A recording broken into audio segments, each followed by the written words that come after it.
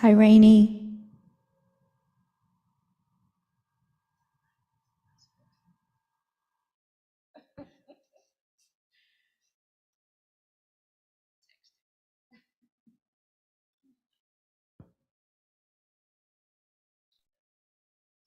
Hello, Linda.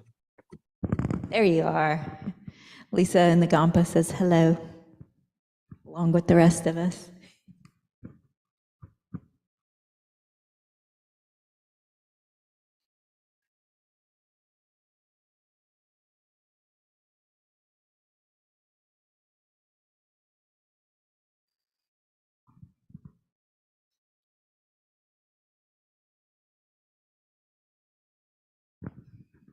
There you are. Are you going to be able to join us tomorrow night for Yangtze Rinpoche? Rainey? Absolutely. Ex Wouldn't miss it for the world. coming into town for that? I am. Awesome. Good. May even be there early. Oh, good. We'll put you to work. I figured you would. Happy to help. Yeah. Scott, I assume you're going to be on Zoom? Yes. Awesome. Good.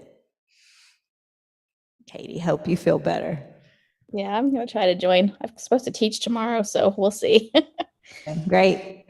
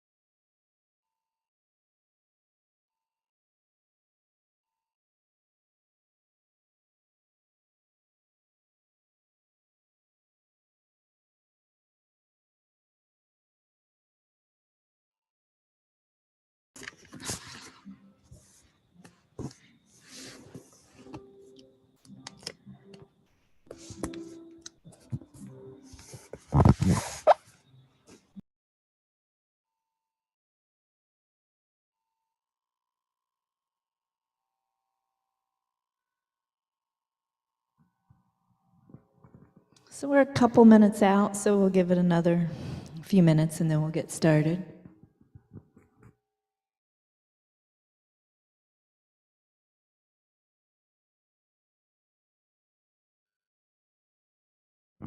Hi, Jack. Welcome. Hey there. Good to see you. I was there in person last week, but now virtual visiting my mom this week. Oh, hi, Mom. That's awesome. Glad you joined us. That's fantastic. Nice to see you. So are you local? Or are you out of town, out of Raleigh? Illinois. Oh, yeah. Wow. Awesome. Glad you could join us. Fantastic.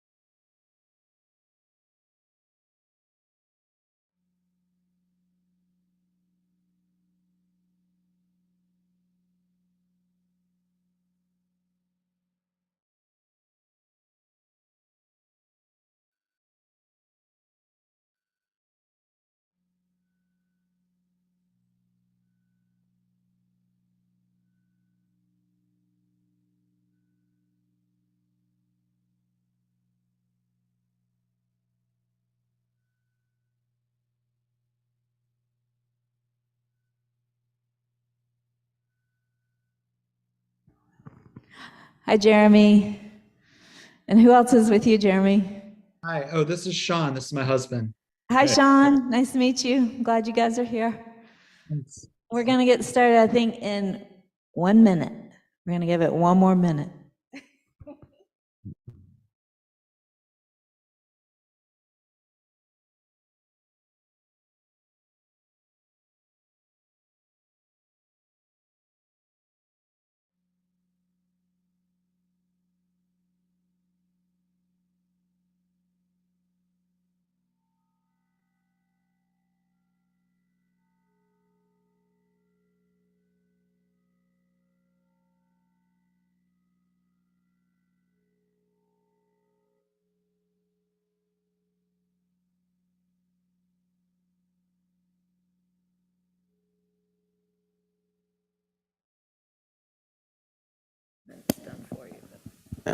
Okay.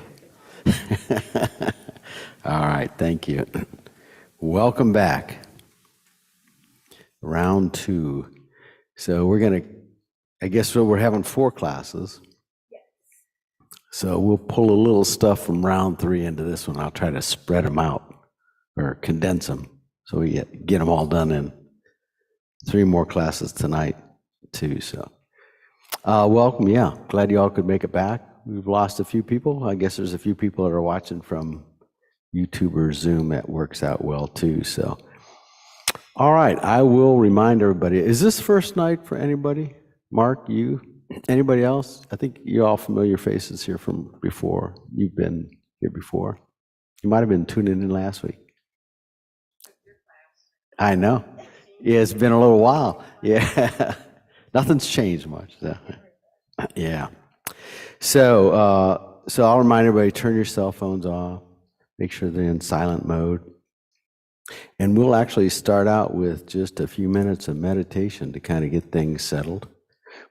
Remember your 7-point kind of posture, feet flat on the floor or back straight, hands in your lap, shoulders relaxed, kind of the top of your head pulling up a little bit and your chin down, the tongue resting at the roof of your mouth behind your front teeth, and your eyes closed, or you can leave them open a little bit if you want to.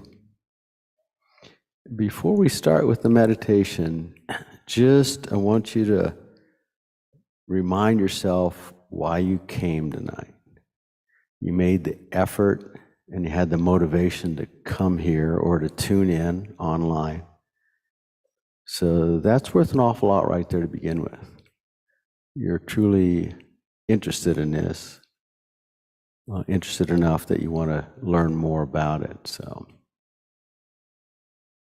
So with that motivation, just take a few minutes,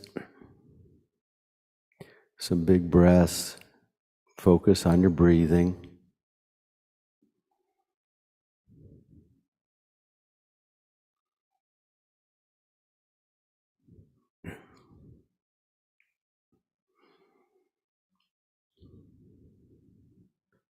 We'll start out counting the breath so we can develop some concentration, focus.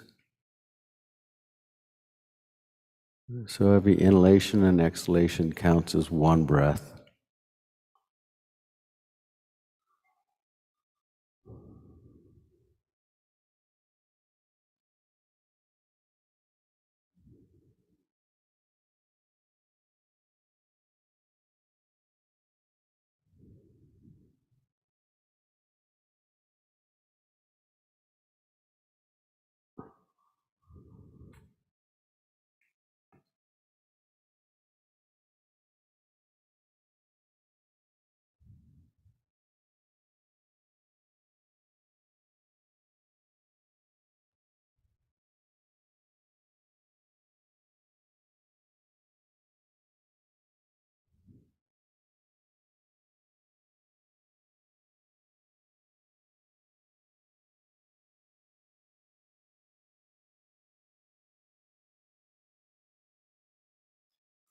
And if your mind wanders away from the breathing, just gently pull it back.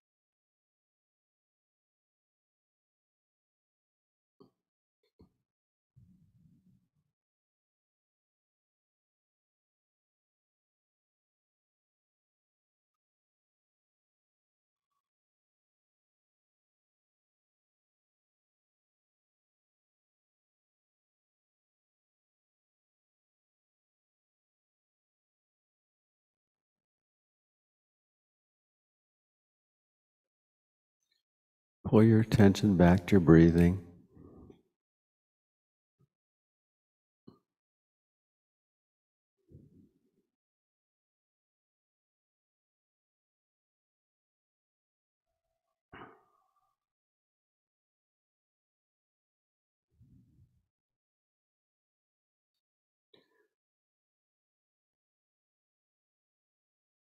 Now I want you to kind of loosen your grip on your focus and allow it to kind of expand. Expand into more of a mindfulness view. You can still ride on the breath, maybe notice the sensation of the breath at your nose or in your abdomen as it rises and falls. Notice the sounds around you. Any bodily sensations. Just be aware in the moment.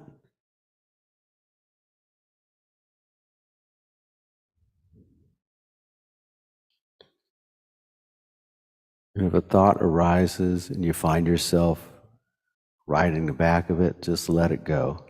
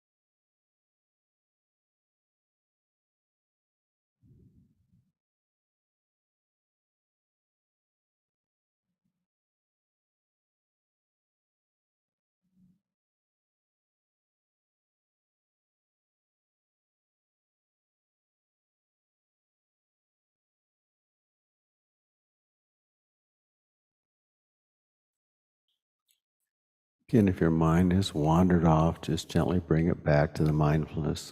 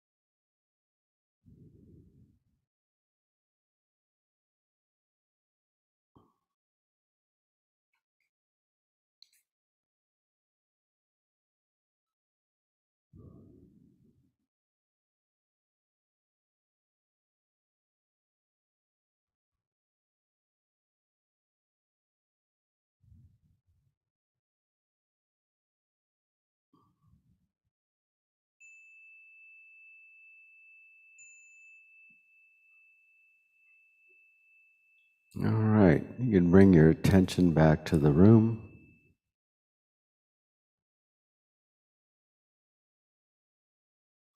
All right, everybody here, present. So how'd the week go? I know I had some homework for you to do some meditation for the past week. Obstacles, feedback on your experiences, anything? Anybody? Remember, if you're on Zoom, you can do the little raise your hand. If you're on YouTube, you can type it in chat if you want to comment or have a question. Successes, obstacles, and problems. Yes, sir. Oh, wait, Chris is going to bring you up.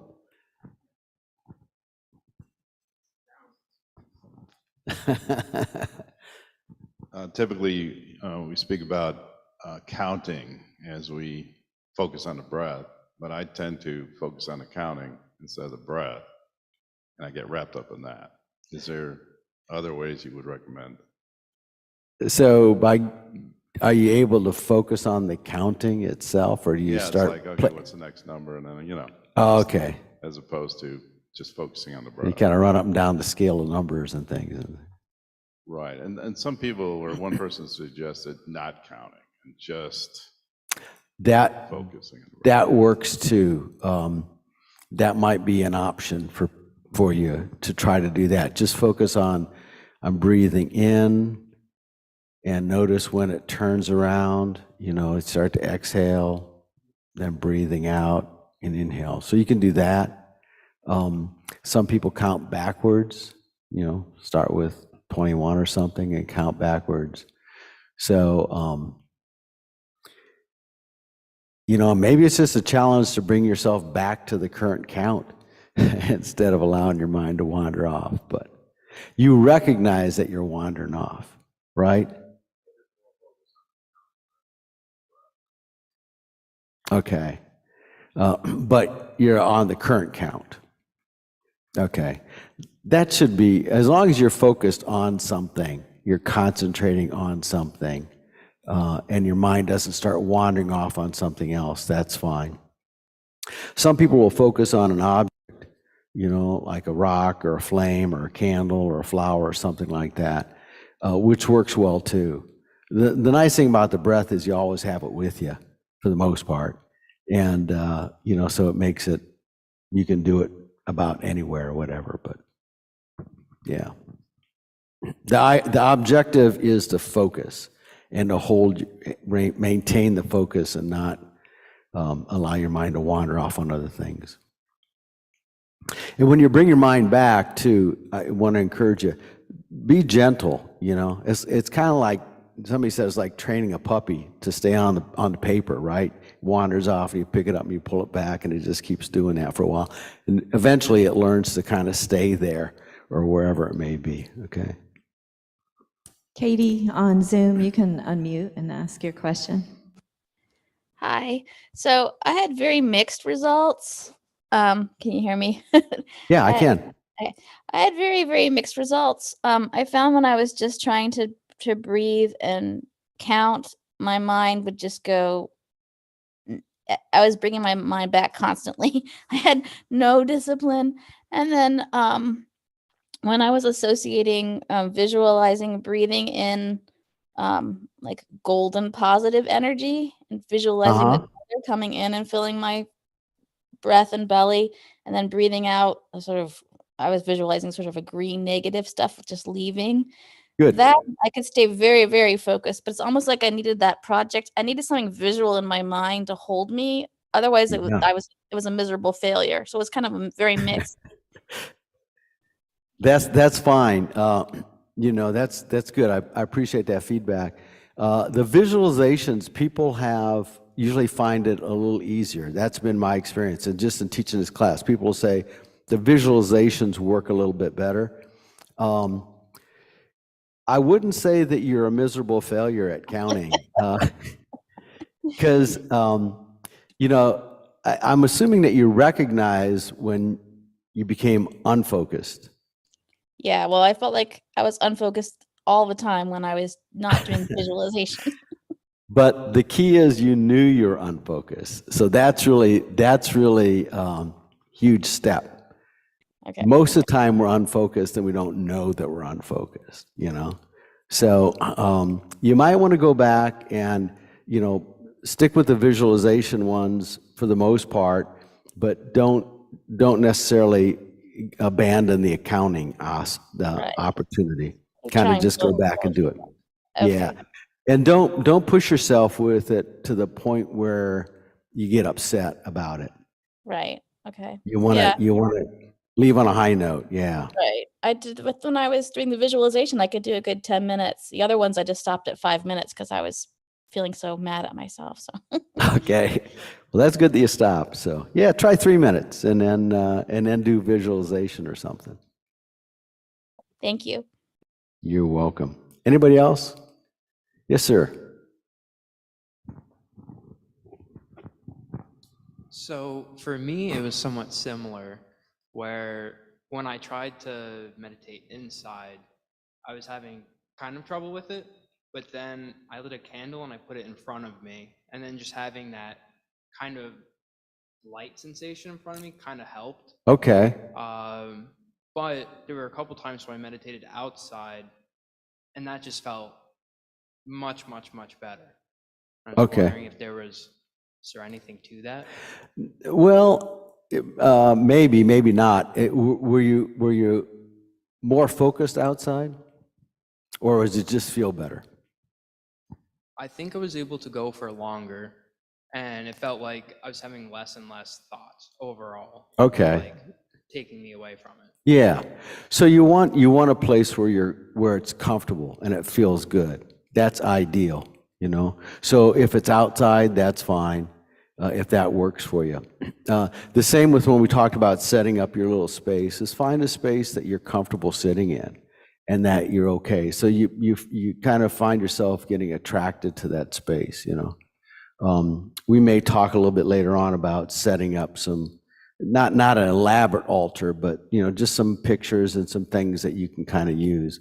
Maybe the candle, and again, if it's outside and that works for you, with understanding it, you're not always going to be able to go outside and sit, but, that's fine if that works out well for you. So, yeah, anything you can do that can develop your ability to concentrate on this and hold your focus was ideal. So, anything else anybody have? So we did the concentration, and then we kind of expanded that into more mindfulness focus. Did you notice? Did it feel different? Was there a shift? What were your notice? What did you notice about the difference between those two? It didn't seem as strict. Okay, so not as constricted, maybe. Okay, so no, and that's good. So can you see how those two are slightly different, but yet they kind of complement each other?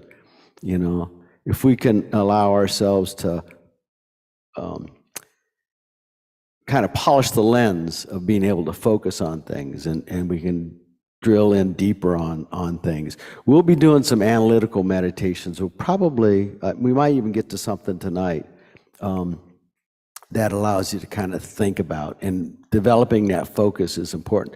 And then the mindfulness, I think I talked about last time, is, maybe when you're driving, try to just stay in the present moment and be aware of your surrounding and what's going on.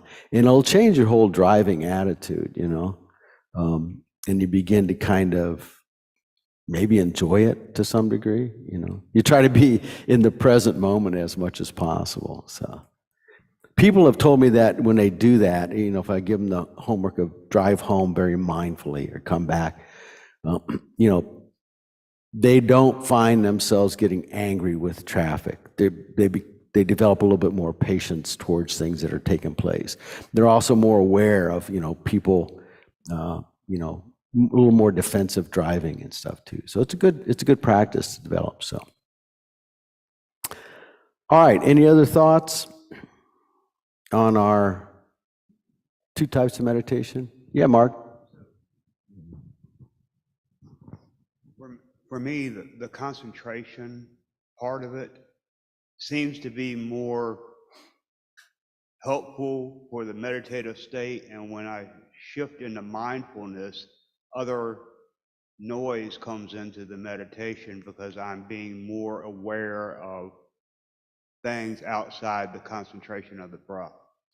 Okay. That's just something that I noticed. No, that's good. That's good. So you are more aware of what's going on around. You'll notice things. The idea is not to get caught up in those things and start making judgments or allow your mind to kind of take off a little bit. I'll talk a little bit more about this probably later on too, but I do a lot of my practice is when I'm out in public, like in grocery stores, oddly enough. So, I see when I go up and down an aisle, I'll turn and there'll be 2 or 3 people down that aisle. And I observe how quickly my mind has some sort of judgment about those people. I don't know if it's their height, their size, their skin color, their hair color, what they're wearing. I don't know. It could be 1,000 different things, right? That I know that person. I categorize that person as soon as I see them, good or bad. That's what I do, and I try to watch my mind do that as it kind of like, all right, I'm going to go around a corner, and what's going to be popping up in my head as soon as I see 2 people down that aisle? Somebody with a child, an older person, whatever the case may be. So that's a practice of mindfulness. Just see what's showing up. See what's presenting itself. And we'll talk about a little bit here in a few minutes about how we kind of begin whittling away at some of that stuff, or getting in a line that that maybe have a few people in it, and being patient in waiting. It's an opportunity to practice patience, which is something that we try to do too.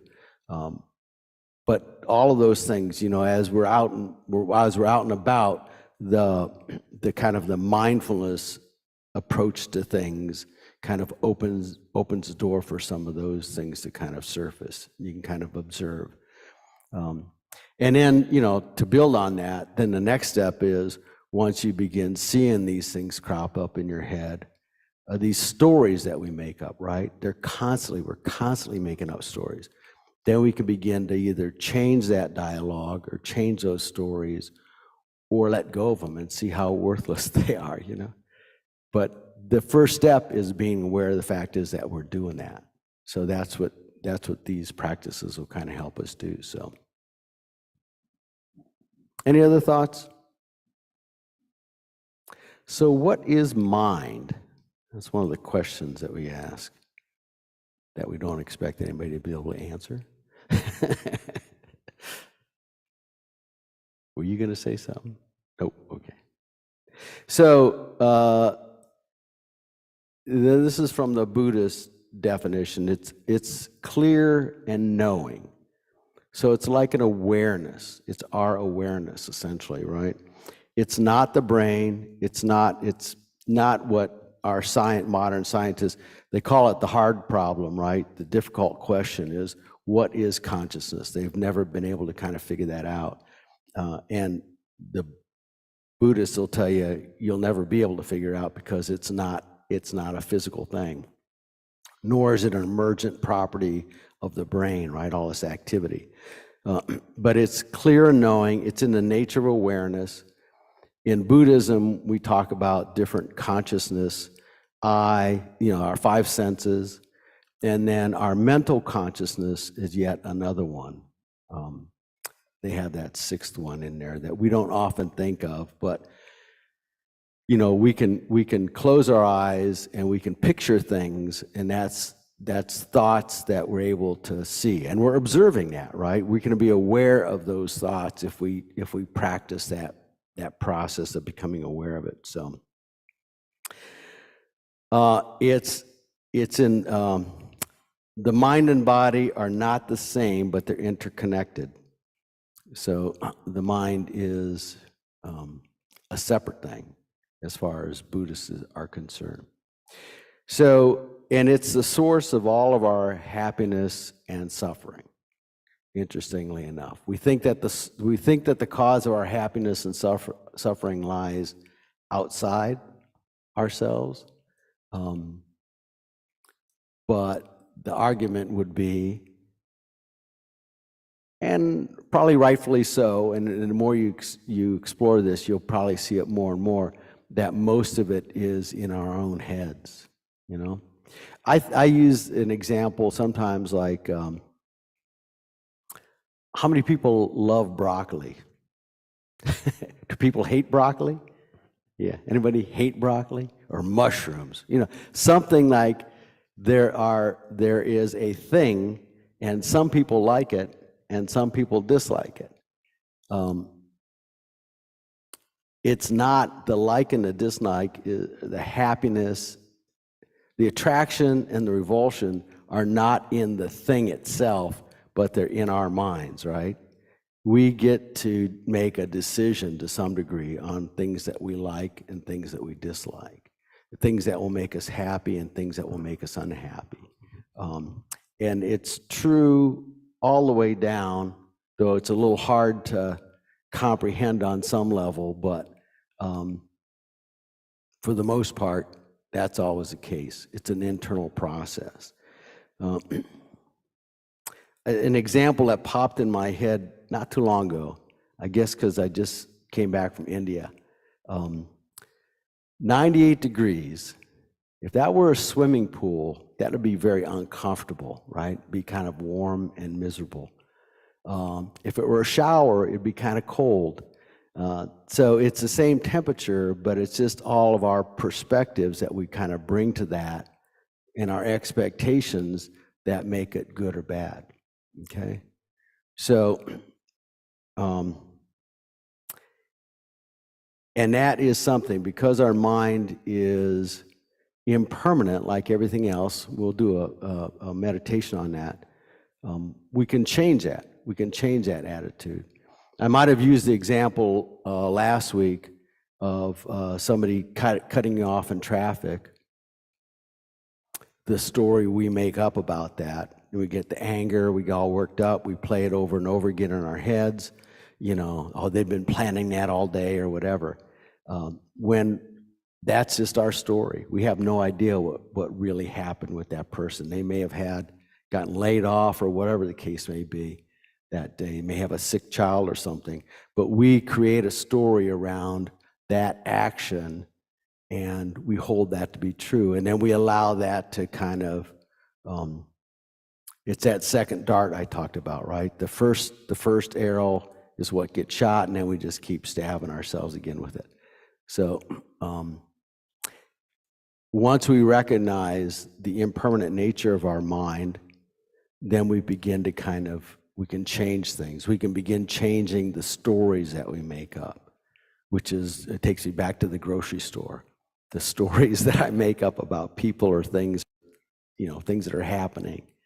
And they're making up stories about me. And, you know, so that we're all making this up as we kind of go along. So we can change all that.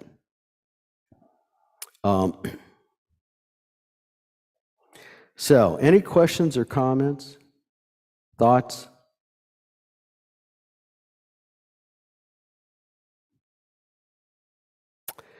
Let us do another meditation. So this one will begin to kind of work on the mindfulness a little bit more. But we try to start out with some concentration. So we'll start out like we normally do. Feet comfortable on the ground, back straight, chin down, top of your head up, hands comfortable, tongue at the roof of your mouth, and your eyes either closed or a little bit open.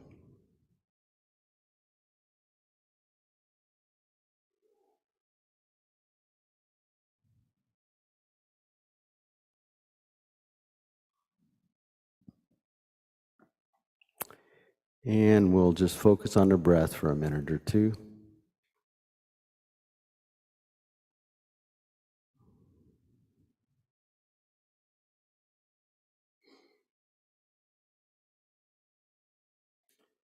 Or bare attention, just focusing on surroundings.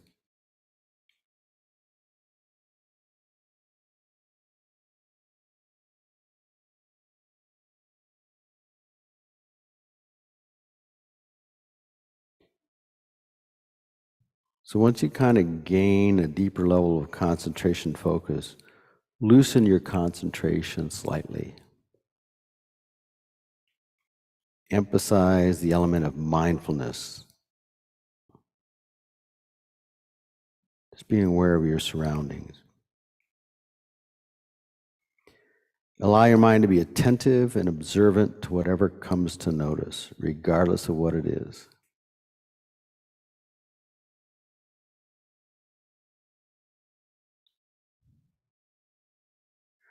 Don't identify with the mental elements that are arising. Just simply observe them, like a tourist.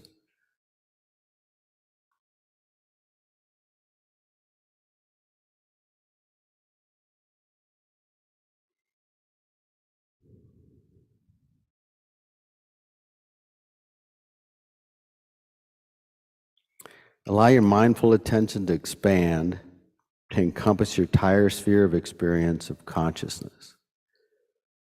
Forget that there is an observer or something being observed. Simply imagine your experience, your consciousness as being just like the sky, completely clear, vast, spacious, endless.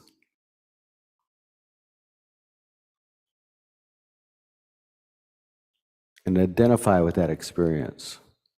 Clarity, spaciousness, awareness.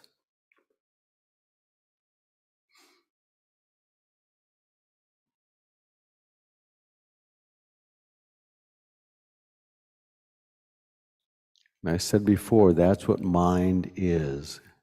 Knowing or awareness, clear, spacious. Our minds are completely clear, just like the sky is.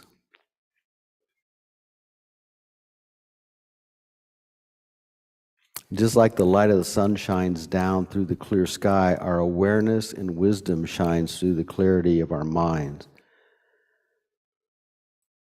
Sometimes clouds fill the sky, obscure the sunshine. The sky doesn't get upset.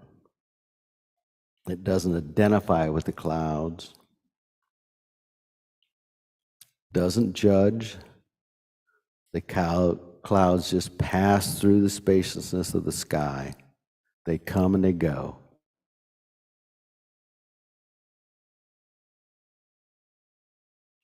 And the clarity and spaciousness of the sky isn't compromised by the clouds. They just arise and pass.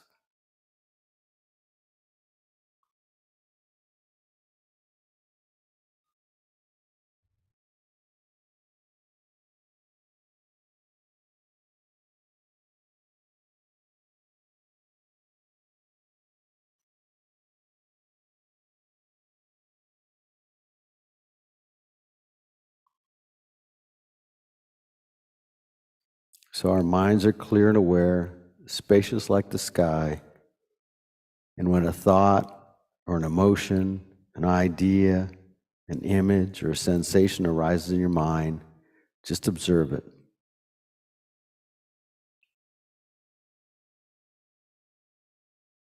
Each thought, mental event, just like a cloud, your mind is the sky.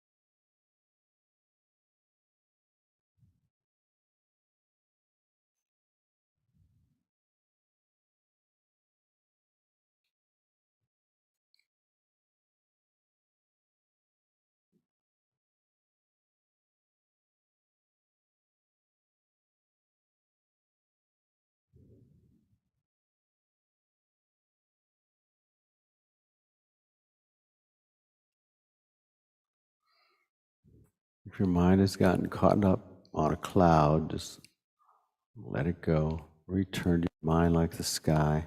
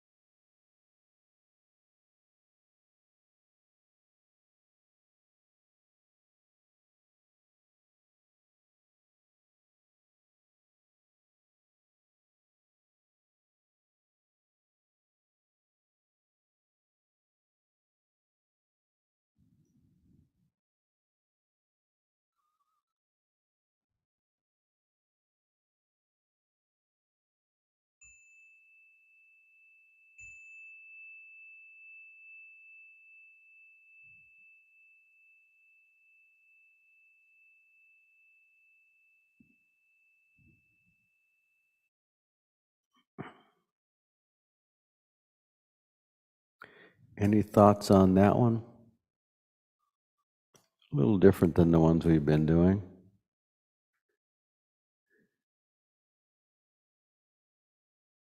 Was it easy to do? Was that harder than some of the other ones?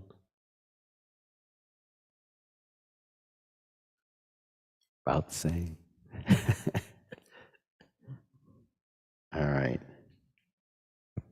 I'll comment, David. Please. That one has always been one of my favorites because it's such a great tangible concept to me that, you know, here's this like wide open sky, like the mind. Right. And then when these thoughts arise, you know, you can see them, acknowledge them, you know, think about them for a second and then just let them go on by. And it works really well for me. So I've always really liked that particular meditation. Good. Yeah.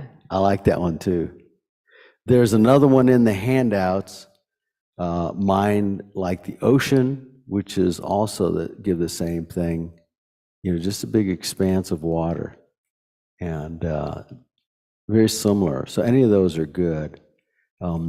Sometimes people will imagine themselves watching a river and watching things float by and just picture their mind like the river flowing and, you know, old leaves and whatnot floating by, but just letting that go too. So any of those are good way to kind of recognize. And again, your mind is just, bless you, Chris, mine are just, it's just that clarity. It's just this awareness, and then this other stuff comes up.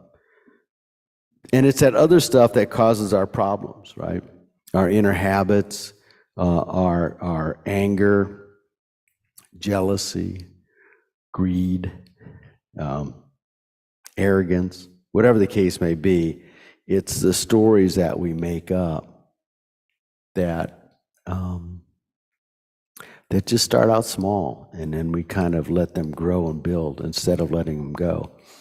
So the objective here is if we can disidentify with that thought or that emotion that comes by, if we can let go of that, and if we can do that when it's small, you know, we see it. All right, here comes that cloud of anger. Most people will tell you that, oh, I just have a short temper, or I just get angry, or I can't control my anger, or whatever the case may be. But you can begin to, with this practice, begin to see, oh, this is irritating me, you know? And it starts out, you know, a little bit of irritation, then frustration, then get exasperated, and then it becomes anger, and then it may become rage. And for some people, it's just like a rocket, right? It's just go through all those stages at once.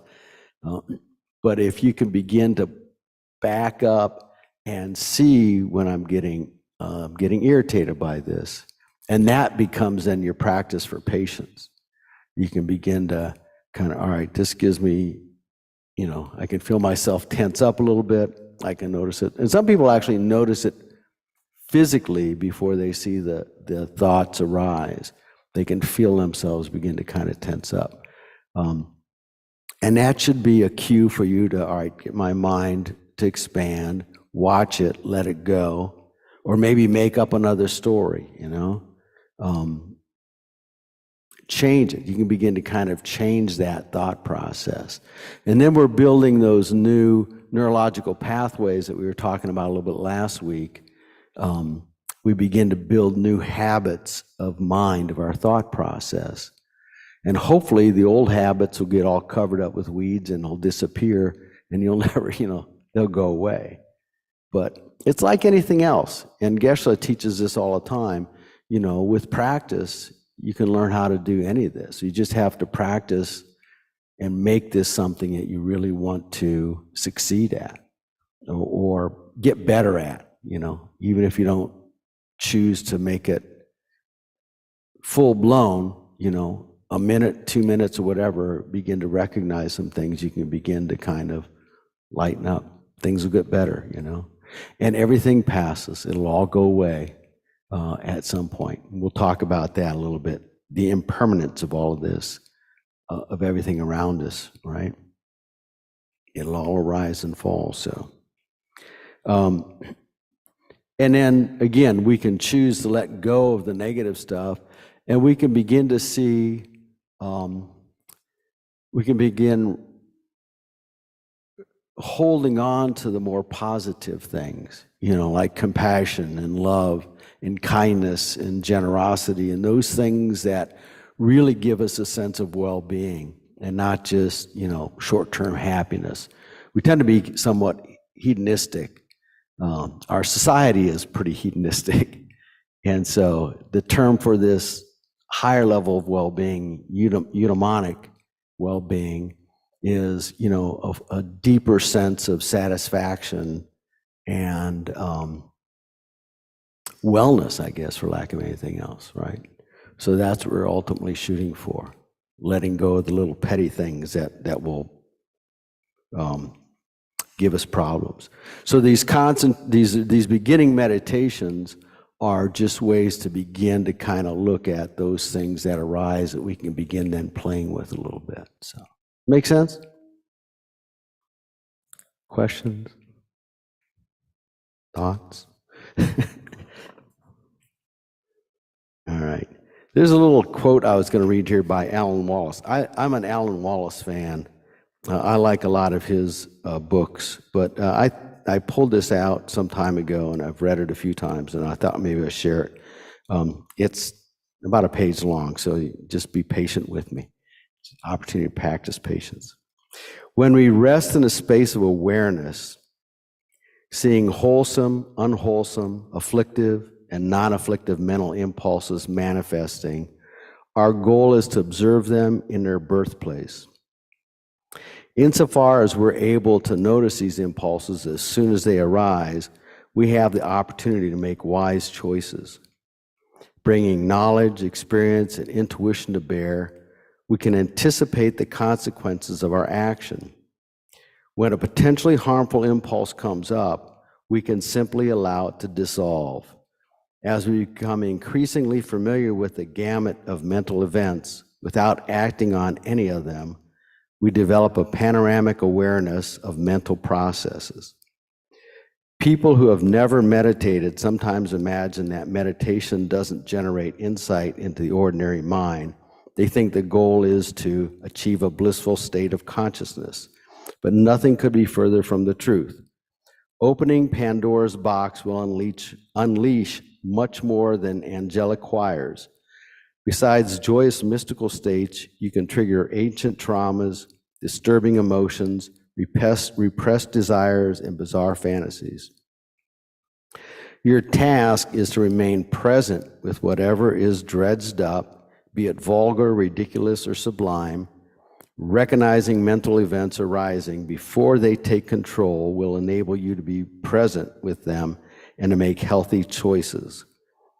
Cultivating this ability on the cushion, you become increasingly skilled at recognizing mental processes arising during daily activities. In social interactions, work, and play, opportunities for wiser choices appear more frequently. You're able to maintain awareness of your own mental space. Real freedom can be experienced. There is no presumptive agent who stands apart from the mind, making decisions to act. There is no supernatural entity within the system of interactions of the body, mind, and environment. There are simply natural impulses of compassion, wisdom, intelligence, mindfulness, and concentration. A vast array of helpful, neutral, and afflictive mental processes. Activating our wisdom, judgment, and compassion, we cultivate wholesome thoughts and release unwholesome ones. Many options appear for consideration. When we make a decision and take action, it is conducive to our own and others' well-being. This is real freedom. So that came from a book called Minding Closely, 4 Applications of Mindfulness from Alan Wallace. And I thought he did a pretty good job of summing that up. So that's our goal, is to kind of become aware of what's going on in our head and then make wise decisions, knowing when not to say something. I have another quote by him I'll do a little later on, but it's just something to, like I said, it's not rocket science, right? It's just a matter of taking the time to be aware of what's going on. So, so the meditation gives us space, gives us opportunity to make choices. And with that, it just changes everything. We realize that we are in control of what's going on in our head rather than the other way around. So that's really kind of cool. So I want you to think a little bit. I used to have people break up, but it just gets a little complicated. So I didn't plan too well. So just think about problems that you've had that have been caused by a negative mind, maybe problems that you've created, and how responding differently might have changed that, might have changed the outcome, It's almost like you're observing yourself. You kind of back the camera up, zoom out, get a redo, cut. Let's retake that last scene. Can you think of things where you're, what has been said or done?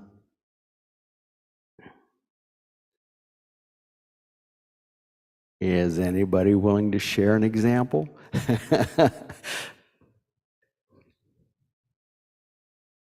Yes, sir. All right. We have a taker.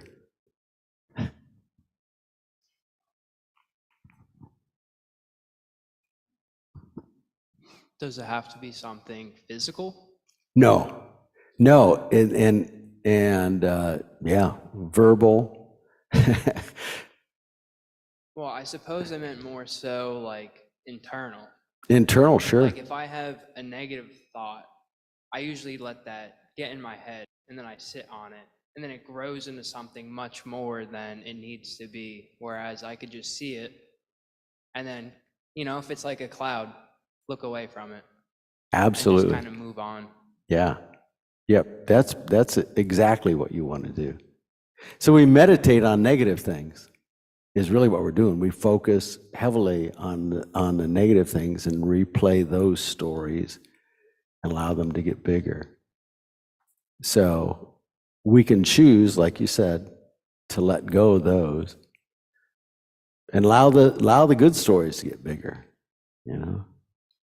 Sometimes it's hard to imagine good ones, but we have them. We'll do a meditation on it later.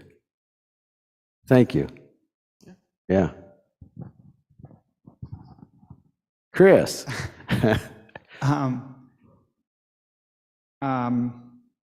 But you can get yourself into trouble concentrate, like focusing on the good things too. In fact, like what was out in the parking lot, I really am trying to avoid thinking it's the greatest new car ever.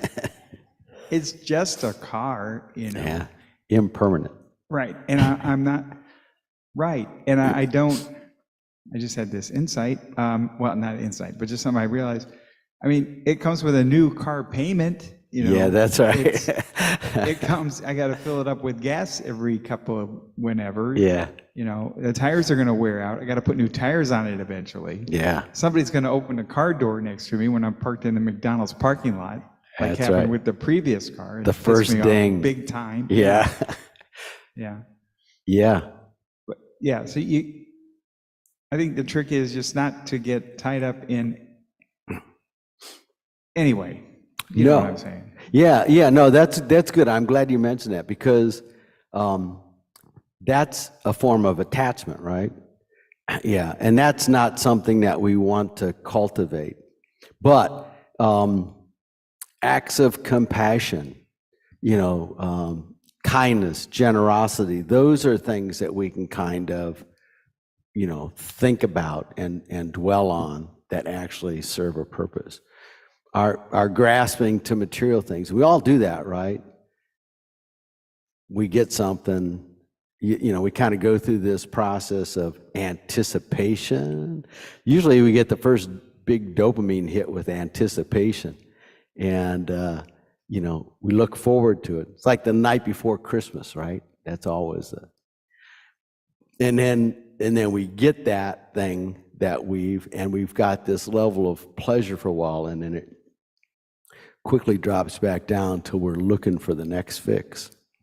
And that's true of everything that we own, right? We've all kind of gone through that process. You can observe that, though. You can watch yourself buying things and thinking, all right, how do I feel about this now? How will I feel about it next week? How will I feel about it a year from now? Or whatever. It depends on what the object is. Sometimes just as soon as you get it, it's like, all right. But sometimes it's a little longer. But that's not necessarily a good thing to focus on. That's just an attachment thing. Thank you, though, for bringing that up. Can I add to that? Please. And, like when I drove up and saw your new car, I was very excited for you. So I was rejoicing in the fact that you have this awesome new car now, Chris. And so, you could put a spin on it like, wow, I'm, so grateful that I can have this car, and for all the people that put it together and all the people that, and put that spin on it that Geshe is always talking to us about. The gratitude, yeah. Thank you for that. I forgot about all the people who put it together, That's right. And that you and your beautiful wife of 36 years, happy anniversary, can afford it, and, and you'll enjoy it, and it's safer than your other car, all those things. It took a lot of people to make it. And you're rejoicing in that is good. Because some people, oh, Chris got a new car. I'm still driving this old car. How come I don't get a new car? And the jealousy kind of arises, or envy too, which are negative states of mind. So, yeah, that was good.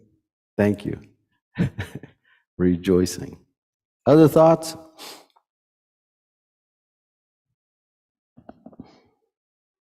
All right.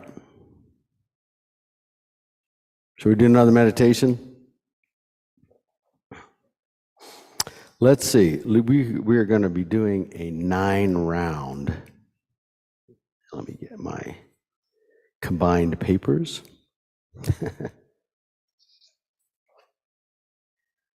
So this is a good meditation to develop, to build like prior to your meditation session. That's how our Geshe normally encourages us to do this, because it helps you develop a degree of focus, okay? So I'll kind of guide you through this, but I'll tell you what we're going to be doing ahead of time too. We're going to be blocking one nostril and inhaling through one and then exhaling through the other one. We're going to do that 3 times, and then we're going to switch. Inhale through the one we've been exhaling through 3 times, and then through both of them, okay? So I want you to all sit, comfortably like we have been. Assume the position. Before we do each of these meditations, too, think, all right, here's a chance for me to deepen my practice, learn something new, kind of set your motivation a little bit for doing it to kind of get yourself ready to go. So take a few big breaths in and out.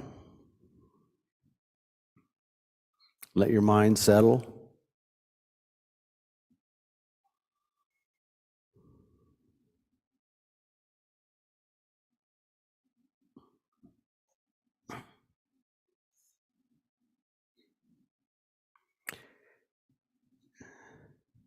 Then I want you to visualize 3 channels or tubes within your body through which the wind energy is going to move. The channels are round and hollow, about the size of a straw,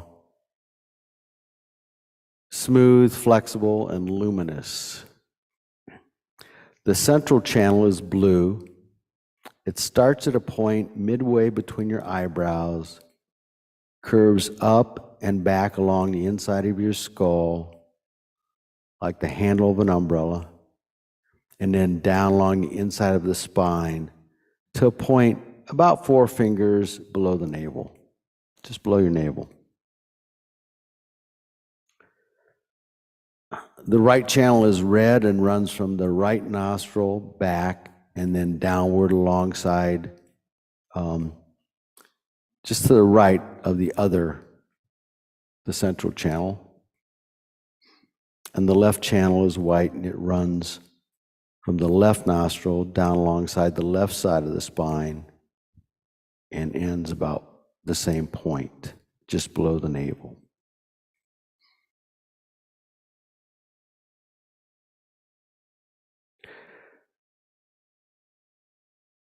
Now, holding your left nostril closed with index finger, inhale slowly and fully through the right nostril.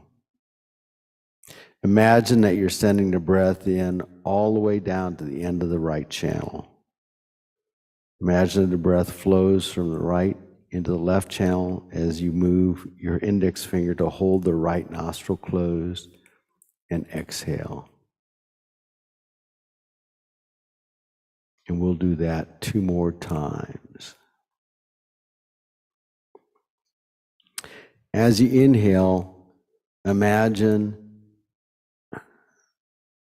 clear light coming in, and as you exhale, imagine dark, thick smoke with negativities leaving. Then I want you to switch and close the other nostril and inhale, and do the same thing and exhale out the other side. And again, imagine clear, bright light, positive energy going in, and all your negativities coming out like soot or smoke.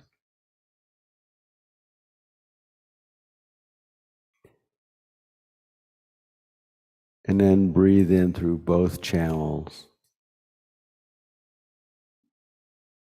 And this time you exhale through the central channel, expelling all the impurities out through the point between the brows. And do that 2 more times as well.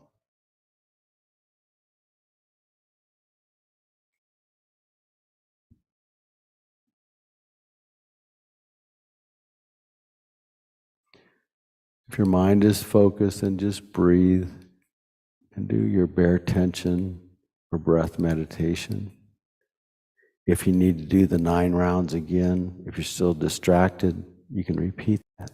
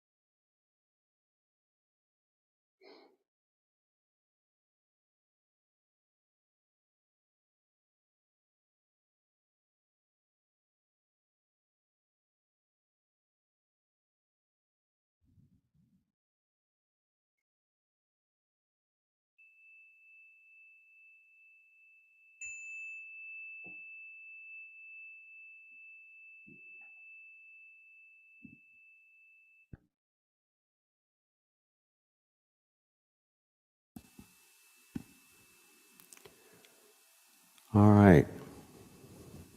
Did that 9-round breathing help you get focused? Okay, good. Yeah, it's a good practice to do at the beginning of your session. Just to kind of get your mind in the right state of mind. Any thoughts on it? Comments? Was it hard to picture?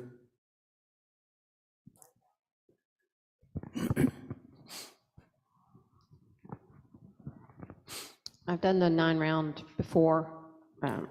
Always enjoyed it very successfully.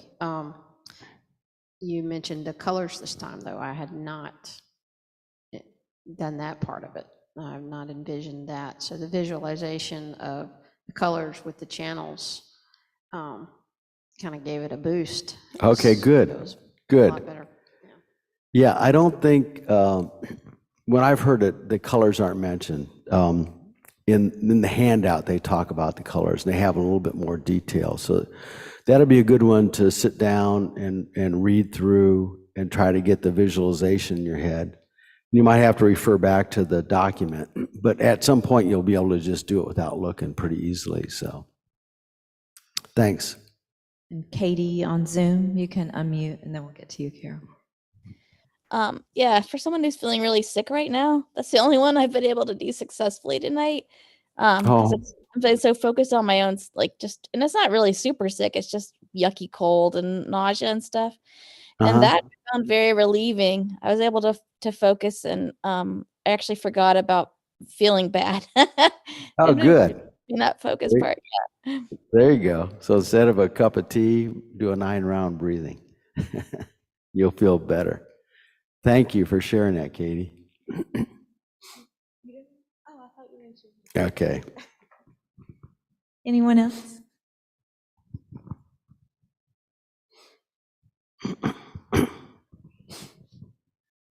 So for me, one of the keys to breathing that I learned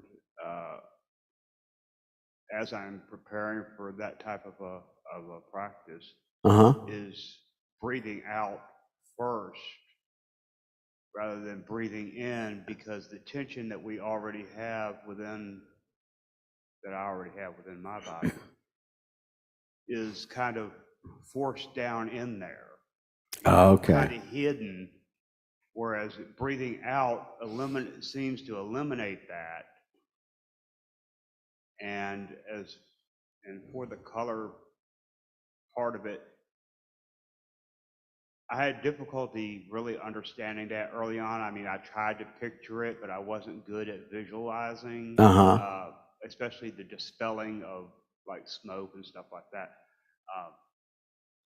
Seeing the impurities leave my body, and somewhere in one of, I think it was Lama Zopa's books, there was a practice on using the bathroom.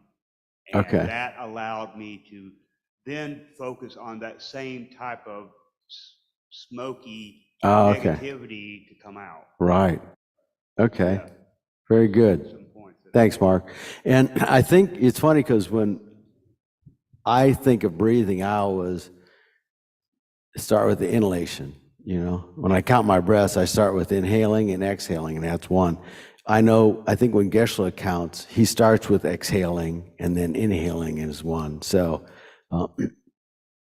I suppose whatever works. That's the whole thing, is finding something that works for you. So, and sticking with it. There is no absolute right way, especially at this point, where if you can find something that works, kind of stick with that for a while, and then expand. And some of these things will resonate with you and some of them won't. And I would encourage you to stick with the ones that resonate, but don't throw away the ones that don't. Just put them on a shelf for a little while and get to them again later. And once you develop your practice a little bit more, you might find that doing some of these other meditations is helpful. I've always done that. I've always found that just doesn't work for me, and I ignore it. And then I pull it out later, and it's like, wow, that was, I must have missed the point way back then, because, all of a sudden it has a lot more meaning to it. So, and the whole teachings in Buddhism are, don't believe any of this because somebody's telling you it. It's all got to be tried and practiced. and see for yourself. And they'll discourage you. Don't throw any of it out. Just put it aside and maybe come back to it later on or whatever. So I find that a very refreshing perspective. Growing up, I was never taught to question what I was taught in church and whatnot. So, all right. So we've kind of got the idea here now. I'm pulling a little stuff from next session, and we kind of try to catch up a little bit. So we have kind of there's kind of two broad categories of meditation, though the visualizations, I'm not quite sure exactly where they fall. But typically we have meditations that are focused more on like concentration and developing that aspect of our mind to be able to focus and concentrate. And then, I kind of use the example of we're polishing a lens on a microscope or a telescope. And then we want to point that at something. And that's where the analytical meditations kind of come in. And there are a lot of analytical meditations that are very helpful. And this will be a guided one we'll kind of go through here a little bit. But that gives us something to focus on, right? Something to be able to drill in on and examine closely. So this is a meditation on change. One thing that's just kind of a real basic in Buddhism is the concept of impermanence,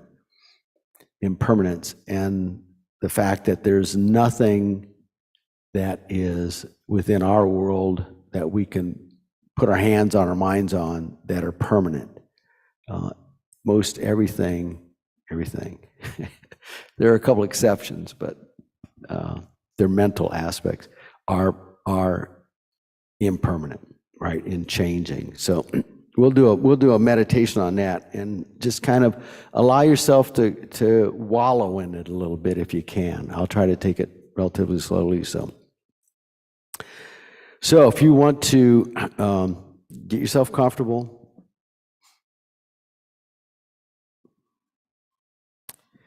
and like always, get in your proper position. And then we'll just start with some mindfulness, some breathing meditation, just to settle our mind for a second.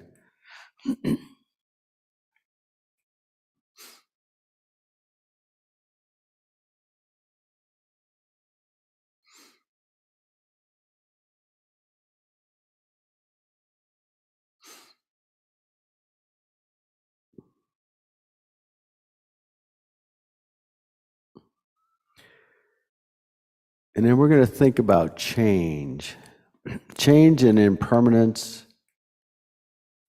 And we'll pull in a little bit of the cause and effect here too. They call it dependence arising. Think about how we are changing moment by moment.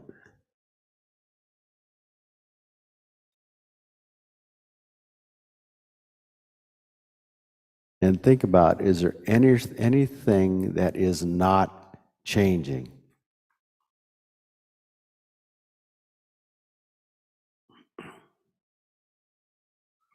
We can start out thinking about our body. As we breathe, we're focusing on our breath. As the oxygen enters our lungs, as we inhale, it's picked up by blood cells and carried throughout our bodies.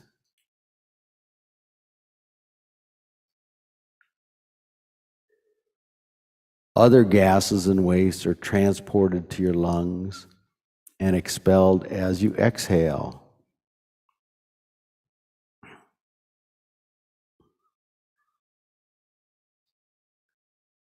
Throughout the day, our body has taken in new material and expelled old materials. So our bodies are in a constant state of flux. The components of the food that we eat become part of our body. and old materials are excreted.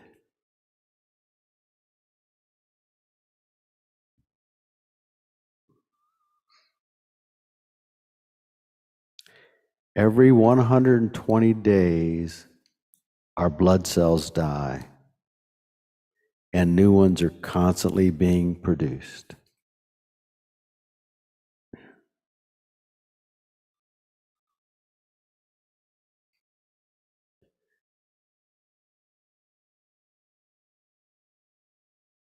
About every 4 weeks, our skin cells die and fall off as new ones are being created from the products that we've eaten and inhaled.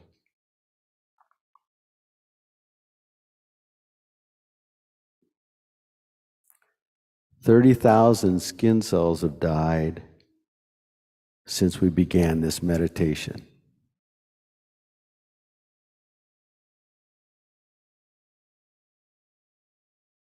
And if we want to look at cause and effect for a moment, each one of those cells that quietly dies can be traced through an unbroken chain of cell division backward in time through an almost unimaginable 4 billion years to the earliest forms of cellular life on this planet.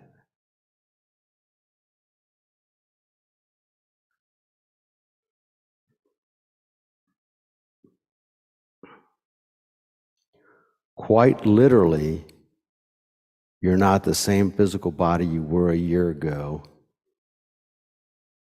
nor are you the same physical body you'll be in a year from now.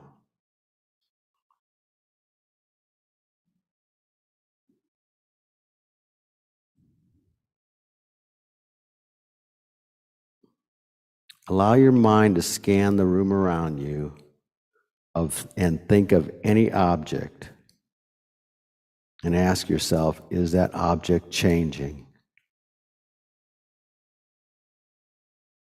You can look at how it came into the world, and you can see it leaving the world.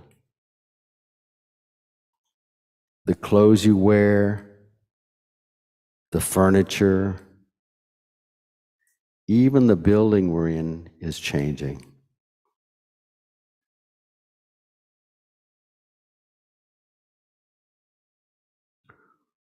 What did those things look like a year ago, or 5 years ago, or 20 years ago?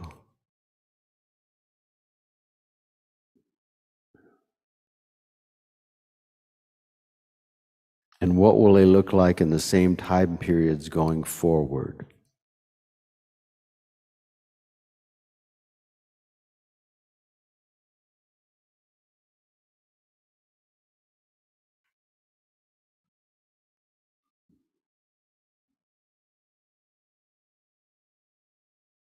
You can stop and think that every other human, as we define them, in this room will be gone 100 years from now.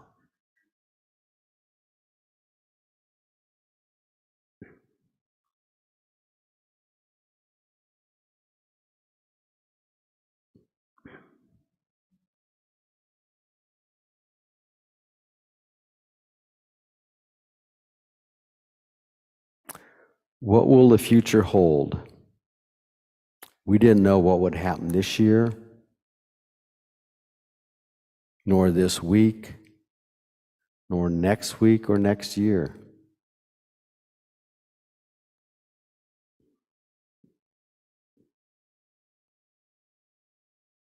Can we drop our expectations and just be fluid, open to whatever it will bring, whatever the future will bring?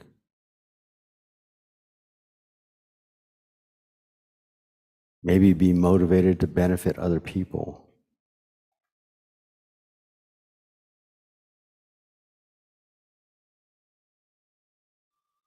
Well, let's think a bit.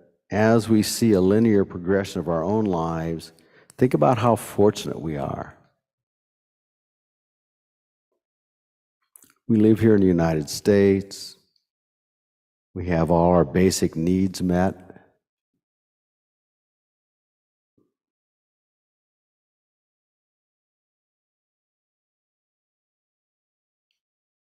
We have food, shelter. We have opportunities to learn these skills and some of the other teachings. So these are opportunities for us to be happy.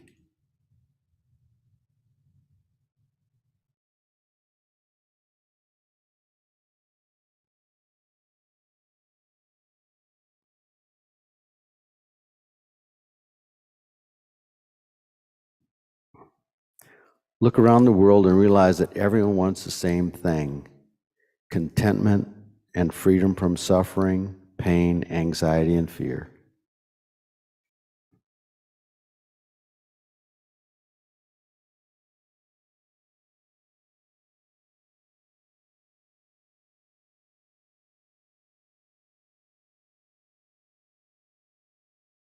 And everyone wants it. Everyone wants happiness. We all have different means and ways of pursuing it. Some of those means are pathetically ineffective too.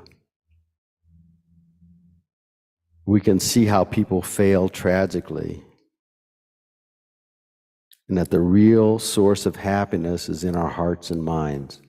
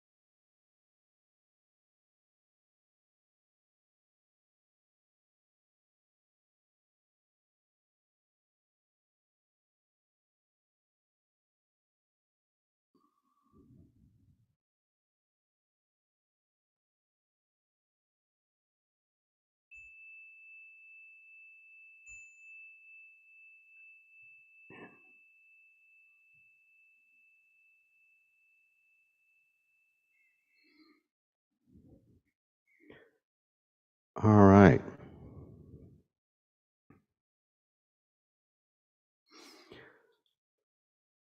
So a little more thought involved in that one than just focusing. Is that helpful? Were you able to kind of think about those things? Any thoughts about it? Anybody want to share? Or difficulties?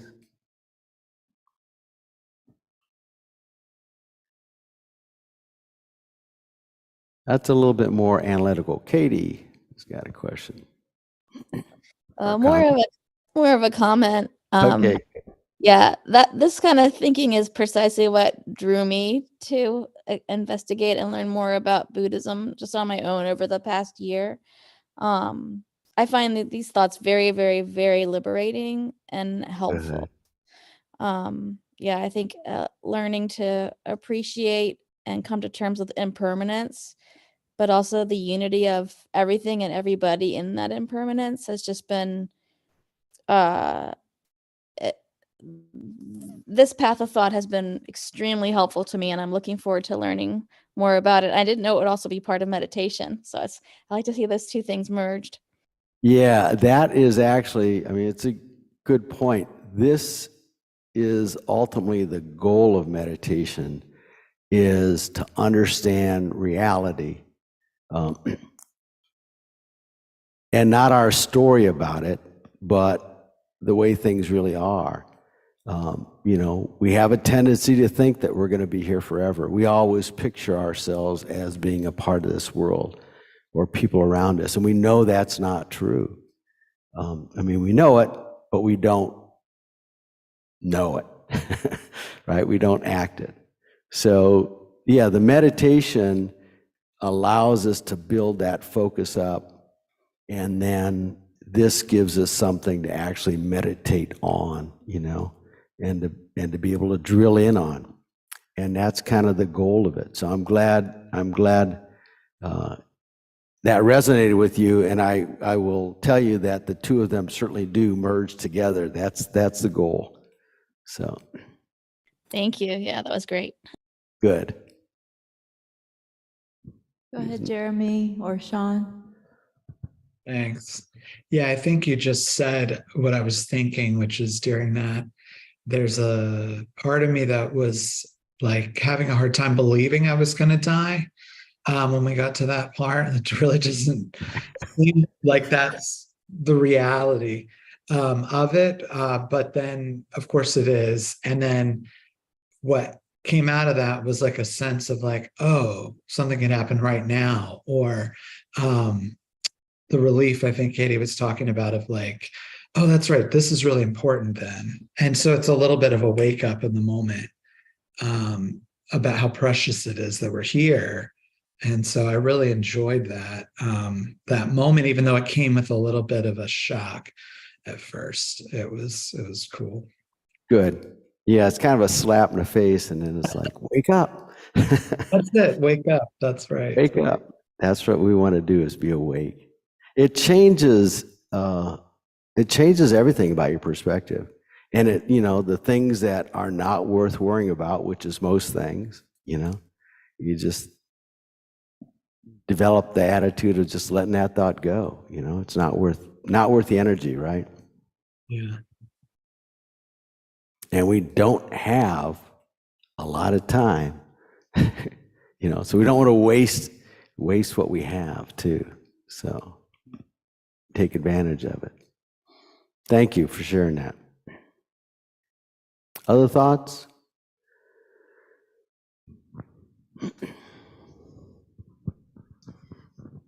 I likened that to a homework assignment that Robbie gave us in the Transforming Problems class. He said to pretend as if we were dying at 5 o'clock in the afternoon, and how would we go throughout our day knowing that we would die at 5 o'clock. And it was kind of like, kind of hand in hand with that you were describing. Okay, we're dying. Yeah, moment by moment. He just gave it a time for us so that we could think throughout the day how we would like to spend that last day. Right, that's good. Yeah, the death meditations with, people find, oh, that's kind of morbid, but it's really, they're really great meditations as you ease into them and you realize, if this were my last day, what would I want to be doing? What would I not waste my energy on, and what would I waste my energy on? And it just shifts things, It's a hard meditation to do, but it's an important one to kind of do, the impermanence piece of it. So Katie has something else. Go ahead, Katie.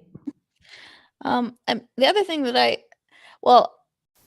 like the idea of impermanence, but I also like the idea of the constancy of impermanence, because I liked your comment about how as our cells are dying, but you can trace them back to the very beginning of the first cells. So for me, it's about a unity of connection, and almost, so we're here as human beings for a very, very brief blink of an eye, but we're here because of our ancestors that we can trace back, and then to the single celled, to me, it ties us into a whole, an ongoing recreation of the universe and eternity. So it makes us incredibly small, but incredibly large at the same time. There's a magic to it, rather than just a pure morbidity. Yeah, you put that very well. Yeah, so it's not just, this is one of the struggles that they have with, oh no, we're all going to die, nihilism kind of attitude versus, all of this stuff that's brought us to this point too. So there's a balance in that. And if you study Buddhism a little bit more, they'll get into that aspect of it and spend a lot more time in it. So. All right, if there's no other comments or questions, we are at 8:31. Uh-oh, sorry. Thank you. But I appreciate all comments and everything too. Those are great, so. I just have a quick announcement. Please. Tomorrow evening from 7 to 8:30, a dear friend, and I guess you can say colleague of Geshe Gelix is coming through town. He will be teaching here tomorrow evening from 7 to 8:30 and focusing on thought transformation. So it does kind of tie into what we've been talking about tonight. It'll be good. So 7 to 8:30 in person on Zoom or on YouTube. It's available. If you can come in person, that'd be awesome. And then other options for meditation practices, we have a weekday meditation that joins or that meets on Zoom Monday through Friday. And all of this is on our calendar, so just go to kadampa-center.org and check it out. And then on Sundays before the teaching, there's a guided meditation as well. So lots of opportunities all around, and first Saturday meditation also on Zoom. So lots of opportunities to practice. And so, and try again for another week. We will check in again next week. If you try to set aside some time to do some sitting every day, and if you have to think, I don't have much time left, then that's a motivation, so try it, and we'll talk about that next week when you come back. So thank you all. Good night. So we'll see you next week, but not on Halloween. Halloween class is canceled, we're going to skip Halloween. But we'll see you next week. Good night, everyone. Bye. Thank you so much. You're welcome. Thank you. Bye now. Thanks. Bye, y'all.